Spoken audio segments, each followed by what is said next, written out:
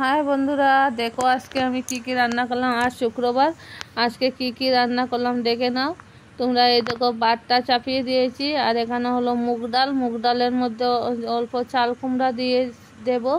দেখো মুগ ডালটা সিদ্ধ হয়ে যাচ্ছে, দেখে নাও তোমরা। আজকে নিরামিষ রান্না কি আর হবে, অল্প আস্তে স্টিমটা কমিয়ে দিলাম, লো করে দিলাম, ডালটা আস্তে আস্তে সিদ্ধ হোক।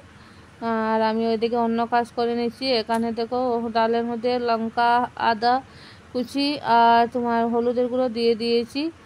আর এই দেখো এখানে শস্য নিয়েছি, কুমড়া চচ্চড়ি বানাবো বলে এখানে শস্যর মধ্যে আদা দিয়েছি, কাঁচা লঙ্কা দিয়েছি। দেখো আদা এখন দিচ্ছি। বন্ধুরা মনে কিছু করবে না, তোমাদের মতো আমি কথাও বলতে পারি না, এত না। এই দেখো বাটটা হয়ে গেছে অলরেডি আমার। আর এখন আমি ডালের মধ্যে চাল কুমড়াটা দিয়ে দিলাম। আর এখানে ডালটা সম্বাস দেব। দেখতে বুঝতে পেরেছো, কারণ আমি সম্বাসটা দেখাতে পারিনি, মোবাইল এক হাতে মোবাইল তো এই জন্য। আর এখানে কুমড়ো চচ্চড়ির জন্য এখানে শস্য নিয়ে নিয়েছি। এখানে সব কিছু শস্যর মধ্যে আদা, কাঁচা লঙ্কা সব কিছু আছে। আর এই দেখো এখন কুমড়া চচ্চড়িটা সম্বাস দেওয়ার জন্য আমি মানে কুমড়া সম্বাস দেইনি, এটাকে অল্প তেল দিয়ে ভাজছি, না হলে কুমড়োর কাঁচা কাঁচা গন্ধ করবে। অল্প তেল দিয়ে ভেজে নিচ্ছি। তোমরা কে কে কুমড়া চচ্চড়িটাকে খাও আমাকে কমেন্ট করে জানাবে।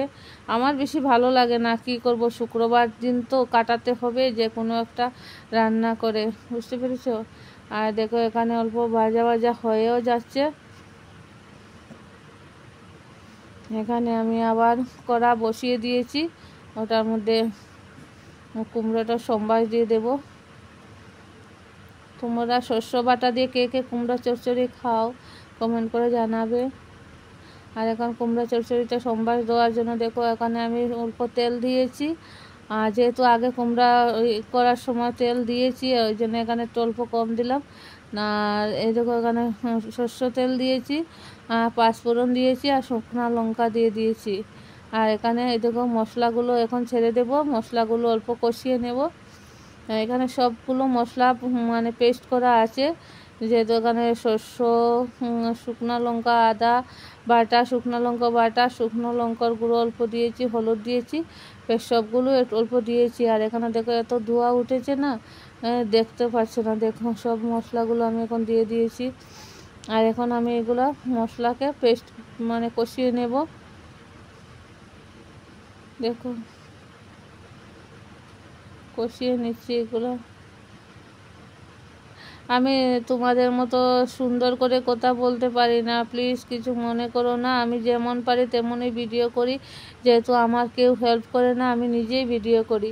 আর দেখো ওই যে ভাজা কুমড়োগুলো আছে না, এখন এগুলো দিয়ে দিয়েছি। এখন এগুলাকে নাড়াচাড়া করে অল্প কষিয়ে নেব। এখন এগুলোকে কষিয়ে নিচ্ছি।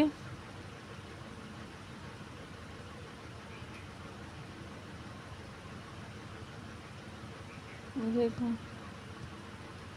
তোমরা মনে কিছু করো না, বলবে যে আমি কথাই বলতে পারি না বা ভয়েসগুলো দিতে পারি না, দিতে দিতে তো অভ্যাস হবে, তাই না বন্ধুরা। আজ দেখো কুমড়া চচ্চড়িটা আমি অলরেডি কষানো হয়েই যাচ্ছে।